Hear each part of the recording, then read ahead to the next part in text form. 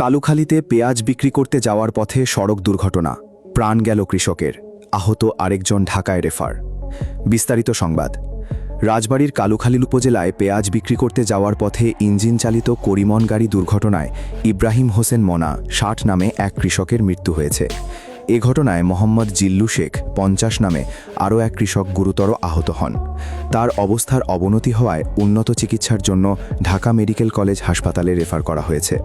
বৃহস্পতিবার সকাল আনুমানিক ৮টার দিকে উপজেলার মাঝবাড়ি ইউনিয়নের শিয়ালমারি মাঠ এলাকায় এ দুর্ঘটনা ঘটে।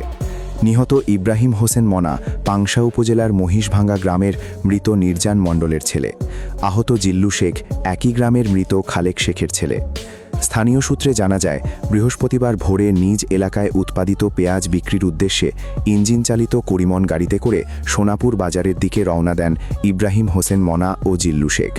সকাল ৮টার দিকে শিয়ালমালি মাঠ মাখারাতৌসালে হঠাৎ করিমন গাড়িটির ডান পাশের চাকা ভেঙে যায়।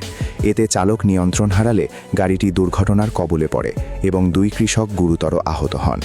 দুর্ঘটনার পর স্থানীয়রা দ্রুত তাদের উদ্ধার করে কালুখালী উপজেলা স্বাস্থ্য কমপ্লেক্সে নিয়ে যান। সেখানে কর্তব্যরত চিকিৎসক তাদের অবস্থার আশঙ্কাজনক হওয়ায় ফরিদপুর মেডিকেল কলেজ হাসপাতালে পাঠান। ফরিদপুর মেডিকেল কলেজ হাসপাতালে চিকিৎসাধীন অবস্থায় বৃহস্পতিবার সকাল 11:30টার দিকে ইব্রাহিম হোসেন মরা মারা যান। অপর আহত জিল্লু শেখের শারীরিক অবস্থার আরও অবনতি হলে তাকে উন্নত চিকিৎসার জন্য ঢাকা মেডিকেল কলেজ হাসপাতালে রেফার করা হয়। এদিকে দুর্ঘটনার খবর ছড়িয়ে পড়লে নিহতের পরিবার ও পুরো এলাকায় শোকের ছায়া নেমে আসে। স্বজনদের আহাজারিতে পরিবেশ ভারী হয়ে ওঠে। স্থানীয়রা সড়কে নিরাপদ চলাচল নিশ্চিত করতে ইঞ্জিন চালিত যানবাহনের নিয়মিত রক্ষণাবেক্ষণ এবং প্রয়োজনীয় নিরাপত্তা ব্যবস্থা জোরদারের দাবি জানিয়েছেন। News desk, PHN news.